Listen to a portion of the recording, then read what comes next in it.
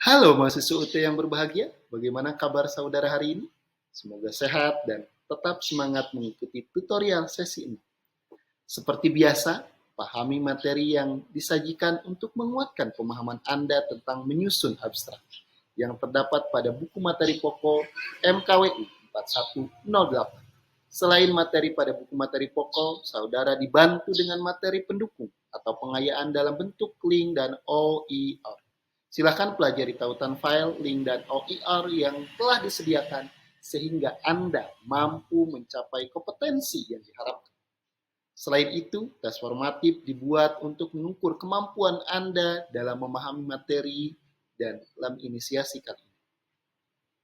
Bila saudara mengalami kesulitan, bertanyalah pada tutor atau mahasiswa lain. Ikuti sesi 6 ini dengan senang hati dan bahagia. Semoga sesi ke-6 ini saudara mahasiswa dapat ilmu yang bermanfaat dan nilai yang maksimal. Selamat mempelajari materi, semoga Anda sukses selalu.